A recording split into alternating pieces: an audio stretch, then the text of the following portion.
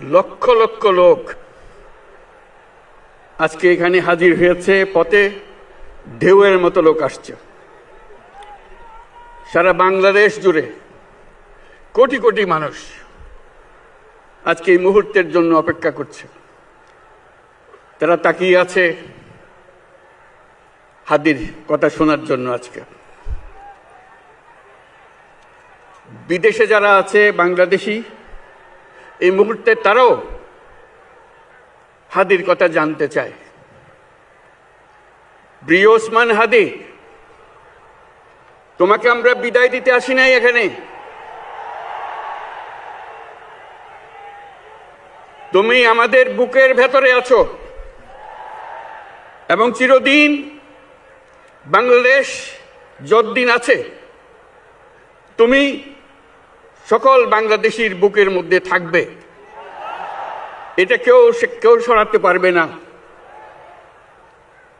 আমরা আজকে তোমাকে প্রিয় হাদি বিদায় দিতে আসিনি। আমরা তোমার কাছে আমরা ওয়াদা করতে এসেছি। তুমি যা বলে গেছো সেটা যেন আমরা পূরণ করতে পারি, সেই ওয়াদা করার জন্য আমরা একত্র হয়েছি। সেই ওয়াদা শুধু আমরা নয়, পুরুষানুক্রমে বাংলাদেশের সব মানুষ পূরণ করবে। সেই ওয়াদা করার জন্যই আমরা তোমার কাছে আজকে এসেছি, সবাই মিলে যে যেখানে আছি। আমরা তোমার যে মানব প্রেম, তোমার যে ভঙ্গি, মানুষের সঙ্গে উঠা বসা, তোমার যে রাজনৈতিক দৃষ্টিভঙ্গি, সবাই প্রশংসা করছে।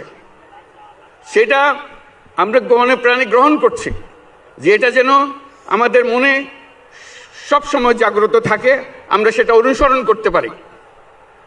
তুমি আমাদেরকে এমন এক মন্ত্র কানে দিয়ে গেছো, সেই মন্ত্র বাংলাদেশের কেউ কোনোদিন ভুলতে পারবে না এবং এই মন্ত্র চিরদিন আমাদের কানে বাঁচতে থাকবে। সেই মন্ত্র বাংলাদেশের বড় মন্ত্র হয়ে আমাদের জাতির সঙ্গে সংযুক্ত থাকবে। তোমার মন্ত্র ছিল চলো বলবীর চির উন্নত মমশির। এই উন্নত মমশিরের যে মন্ত্র তুমি দিয়ে গেছো, সেটা বাংলাদেশি সন্তানের জন্মলগ্ন থেকে যতদিন সে বেঁচে থাকবে নিজের কাছে বলবে চল বলবীর চির উন্নত মমশির, আমাদের শির কখনো নত হবে না। সেই মন্ত্র তুমি আমাদেরকে দিয়ে গেছো, আমাদের সব কাজে সেটা আমরা প্রমাণ করব। আমরা দুনিয়ার সামনে মাথা উঁচু করে চলবো, কারো কাছে মাথা নত করব না। সেই মন্ত্র তুমি আমাদেরকে দিয়ে গেছো, আমরা সেটা পূরণ করে যাব। প্রিয় হাদি, তুমি নির্বাচনে অংশগ্রহণ করতে চেয়েছিলে এবং সেই নির্বাচনে অংশগ্রহণ করতে গিয়ে নির্বাচন কিভাবে করতে হয় তারও একটা প্রক্রিয়া জানিয়ে গেছে আমাদেরকে।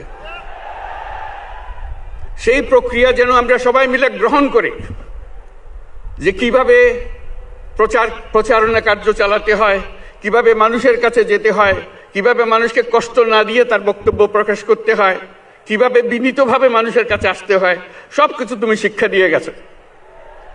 আমরা এই শিক্ষা গ্রহণ করলাম, আমরা এই শিক্ষা চালু করতে চাই। আমরা সবাই আমাদের জীবনে আমাদের রাজনীতিকে এই পর্যায়ে নিয়ে আসতে চাই, যাতে হাদি আমাদের জীবনে স্পষ্টভাবে জাগ্রত থাকে।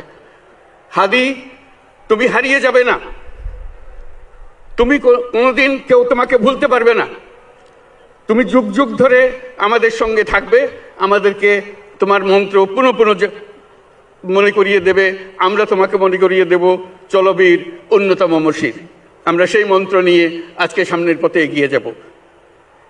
তোমাকে আমাদের সবার পক্ষ থেকে তোমার সঙ্গে ওয়াদা করলাম, আজকে তোমাকে আল্লাহর হাতে আমানত রেখে গেলাম। আমরা সব সময় তোমার কথা স্মরণ রেখে জাতির অগ্রগতির পথে চলতে থাকব।